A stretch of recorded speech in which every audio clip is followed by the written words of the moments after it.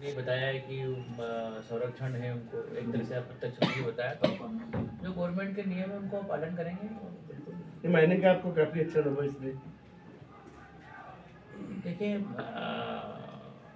हर चीज़ की प्रक्रिया, हर चीज़ के नियम और हर चीज़ का एक मतलब एक सोपान है कि मतलब कोई चीज़ मेथड है जिसको बोलते हैं। तो आदमी मेथड में काम करे, आदमी नियम का पालन करे और आदमी चाहे वो कोई भी ठेकेदार हो प्रक्रिया से चले, वो सुनिश्चित करेंगे।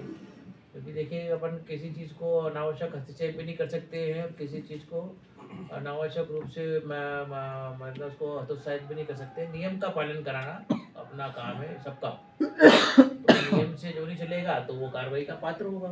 नहीं, ये तो लीगल वाली चीज़ है।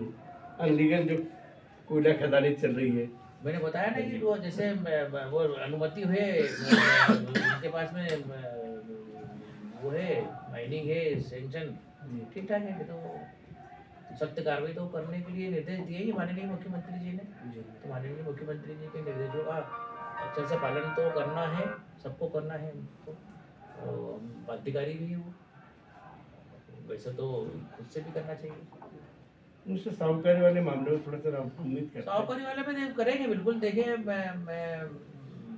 मैंने तो यहाँ पे रतलाम में भी एक बड़े साहूकार थे तो उनके खिलाफ में खूब कार्रवाई करी, काफ़ी सुर्खियों में आए थे। हाँ बहुत।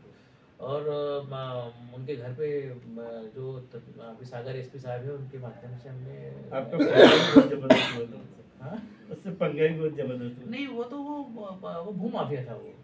ये जो आप बोल रहे हैं ना जो मनी लॉन्ड्रिंग और ये और वो उसमें था। सर, विधानसभा चुनाव के समय आचार संहिता लगते से ही जिले भर में बहुत सारी समस्याओं का अंबार लग गया था। यहाँ पर हर आदमी विरोध की दशा में नजर आ रहा था, ये काम नहीं हुआ इसलिए वोट नहीं देंगे। आगामी लोकसभा चुनाव ऐसे कई मामले यहाँ पर कार्यालय में अभी तक अपना आवेदन में है। क्या ऐसे मामलों पर सबसे ज़्यादा प्राथमिकता आपकी रहेगी कि जो चुनाव के समय, इन चुनाव के समय बहिष्कार की बात करते हैं? देखिए अपन जो हम लोग किसी भी चीज़ को एक बड़े परिदृश्य में देखना चाहिए।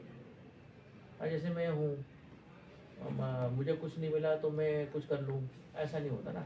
बड़े परिदृश्य में देखेंगे कि गवर्नमेंट की कल्याणकारी नीतियों में जो उनकी प्लानिंग थी या जो लोगों की मांग थी वो पूरी हो रही थी। तो अगर कोई किसी की इंडिविजुअल मांग है तो अपन उसको समझा सकते हैं, उसके साथ बैठ सकते हैं। वो तत्कालीन समय में भी हर जिलों में हर कलेक्टर, हर सीओ जिला पंचायत, हर एसडीएम, हर डिपार्टमेंट का ऑफिसर वो करता है। तो देखेंगे अपन कि कहाँ इस तरह की अगर अभी वर्तमान में कोई कमियाँ है तो उसको अपन पूरा करें। नहीं सर, कमियाँ तो आज भी जैसे कि यथावत है ना, क्योंकि अगर कमियाँ नहीं होती तो वो लोग यही चुनाव के समय पूरा गाँव का गाँव यहाँ नहीं आता ना। ऐसे दर्जनों मामले हैं तो जिन मामलों में आचार संहिता लगते से ही मतलब लोग विरोध करने लग गए। तो ऐसे मामलों को भी आगामी समय में लोकसभा चुनाव भी है। आपने मेरे को संज्ञान में डाला है तो अपन निश्चित रूप से मैं उसको देखूंगा। अभी एडीएम साहब और सीओ साहब, चूँकि सीओ साहब का ज़्यादा संबंध है तो आपके नॉलेज होगा करेंगे। और आपसे तो चर्चा परिचर्चा का उद्देश्य ही है कि अपन समय समय पर, आज तो देखिए अपन तो आज मज़े करने के लिए बैठे हैं यहाँ पे। मैं बताऊँ आपको, मैं एक दूसरे से प्रेम बढ़ाने के लिए, एक दूसरे को समझने के लिए, और फिर अनौपचारिक चर्चा अपन के रूप में इसको रोज लेंगे, टेकअप करेंगे इसको टेलीफोन पे समक्ष में। आप आइए, आपका सबका स्वागत है एनी टाइम किसी भी समय। अवैध कॉलोनियाँ भी बहुत है सर, तो अपने प्राथमिकता सर उसमें एफआईआर सीएमओ साहब लिखते हैं थाने को, एफआईआर नहीं कर रहे। तो ये तो मेरे ख्याल से हो गया होगा। ये तो जो जब जब पूरे प्लाट बिक जाते हैं उसके बाद प्रबंधन में डालते हैं। अच्छा, नहीं मैं देख लूँगा कि वैसे भी लीगल कॉलोनाइजेशन को तो हतोत्साहित कराया है गवर्नमेंट ने, रेगुलर भी किया है। और मतलब मैं आपको ये बताना चाहूँगा कि रतलाम पहला जिला था जहाँ पे 147 सबसे पहले कॉलोनी हम लोगों ने रेगुलर करी, सबसे पहली बार। यहाँ 390 कॉलोनी है, हम उसको करेंगे। मेरे ख्याल से उसकी क्या है वो बहुत मतलब उसको प्रोसेस इन्होंने अडॉप्ट करी कि नहीं करी, इन्होंने काम आगे बढ़ाया कि नहीं, वो देखने की बात है। और मेरे ख्याल से करा होगा, हर कलेक्टर ने किया है तो वो भी किया होगा।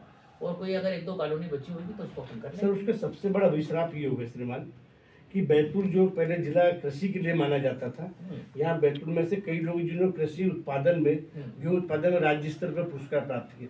आज कृषि का रकबा खत्म होते चला जा रहा है। बैतूल के आसपास की जितनी जमीन है, जो बैतूल प्रॉपर जो क्षेत्र है, बैतूल बाजार रोंडा, जो पूरा क्षेत्र, ये कृषि और गन्ने के लिए पूरे देश भर में, विदेशों में विख्यात था।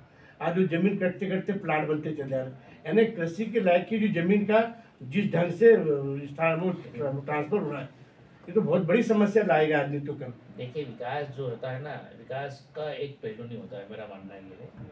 विकास के बहुत पहलू होते हैं। विकास के साथ विनाश भी आता है। नहीं, अब वो देखिए क्या होता है, हर चीज़ के कुछ सड़क बनेगी तो पहाड़ भी कटेंगे, कुछ डिमेरिट होते हैं, लेकिन उनको रेगुलर करने की प्रक्रिया भी होती है, हर उसमें होती है। आज देखिए, मतलब जैसे आपने बताया कि कोई कॉलोनी कट रही है तो खेती का रकबा कम हो रहा है, लेकिन क्या हो, ये मेरे ख्याल से अगर अपन जाएंगे ना तो डेटा पे जाएंगे तो बहुत मतलब बहुत छोटा होता है उसका पार्ट। अब अर्बनाइजेशन भी प्रोसेस है, ये डेवलपमेंट है। अर्बनाइजेशन नहीं होगा तो फिर अपन डेवलपमेंट की बात कैसे करेंगे? तो वो वाली बातें हैं। श्रीमान, ऐसा भी नहीं हो सकता कि कोई नहर निकल रही हो, बटामा नहर थी, उपनहर सापना बांध की तेल थी, वो पूरी नहर गायब होगी। पूरी नहर पर कानून है जो ने पूरा कब्जा कर दी। मैं उसको मुझे बता दीजिएगा आप, मैं उसको दिखवा लूँगा। तो उसको देखना है एडीएम साहब क्या है, किसने करा। सर, ट्राइबल विलेज है, क्या प्रायोरिटीज आपकी रहेगी? देखिए, सबसे पहली बात तो ये कि जितनी भी केंद्र सरकार की या राज्य सरकार की योजना है, सभी अपने ट्राइबल बंधुओं को मिल जाए और उन्हें किसी बात के लिए परेशान नहीं होना पड़े। हम लोग उनके पास जाएं, अगर कोई पूर्तियाँ होती है या कोई दूसरी बातें होती है तो हमारा प्राथमिकता है जाके हम उनको योजनाओं का लाभ दें। जिले में कई सारे मतलब 97 केंद्र तो इस बार भी ऐसे थे जो मतलब विधानसभा चुनाव में जहां संचार की व्यवस्थाएं नहीं थी, पुलिस को जो है अपना रेडियो प्रणाली का उपयोग करना पड़ा था। तो ऐसे जो दूरस्थ अंचल है वो कब सुविधा संपन्न होंगे, उसके लिए किस तरह से? मैम, उसमें शायद मेरे ख्याल से सीओ साहब और एडीएम साहब ने उसमें लास्ट बैठक में, लास्ट इलेक्शन में परिचर्चा भी की थी। तो नेटवर्क से तो विकास तो क्रमिक प्रक्रिया है, विकास तो होता रहता है और निश्चित रूप से हम लोग इस चुनाव में भी देखेंगे कि कोई कंपनी जो होती है, नेटवर्क कंपनियां, उनसे बात करके। टावर लगे सर, एयरटेल वगैरह के टावर लगे पर टावर काम नहीं कर रहे, बीएसएनएल के टावर कम होते चल जा रहे प्रोसेस में। देखिए, सबसे बड़ी बात क्या है कि फॉरेस्ट का एरिया भी यहाँ पे है बहुत बड़ा, जिसके कारण भी कुछ बहुत सारी समस्याएं मतलब आती हैं, क्योंकि अपन फॉरेस्ट के एरिया को भी अपन छेड़ भी नहीं सकते हैं। ये सब बातें हैं। क्या होता है कि एक दूसरे को बैलेंस करती है चीज़ें। तो देखेंगे जहाँ पे संभव हो हम जो दूर संचार कंपनियां हैं उनसे बात करेंगे। और बात अगर मैडम ने पूरा 96 केंद्रों की है तो हम पुलिस के मोबाइल जो है नेटवर्क, उसके माध्यम से या रनर के माध्यम से या जो भी सुटेबल नेटवर्क है उसके माध्यम से हम करते हैं। सर, यहाँ पर आदिवासी अंचल में मेडिकल का जो रहता है, बहुत सारी अवैध मेडिकल संचालित होती है। मेडिकल का लाइसेंस किसी और के नाम पर रहता है, संचालन कोई और कर रहा है। ऐसे मसले आएंगे तो अपन करेंगे कार्रवाई। सर, इसमें एक मेडिकल है, आयुष मेडिकल, जिसे मैंने बंद करवाया था खुद, है ना।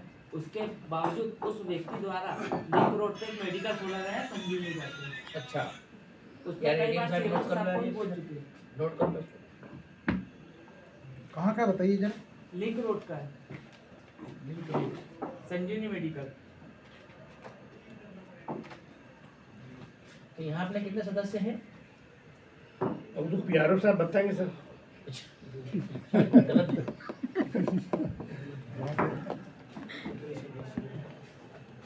क्या ये डिजिटल? सर 59 पत्रकार अपने एग्रीगेटेड जर्नलिस्ट है सर। अच्छा। और इसमें करीब लगभग बाकी और मिलाएं तो लगभग 150 के आसपास सर। बहुत साथी पीआरओ साहब परिचय करवा दो। हाँ, मैं उसी पे आने वाला था, ईमानदारी से। मैंने सोचा कि पहले चाय समझ जाए, उसके बाद में फिर मैं उसको लूँगा, टेकअप करूँगा, क्योंकि बात मतलब किसी भी बैठक को अधूरा थोड़ी होना चाहिए। आया कलेक्टर आया और अपना परिचय देके बढ़ लिया, ऐसा भी नहीं होना चाहिए था। आपकी चाय की मिठास के साथ ही परिचय हो गया।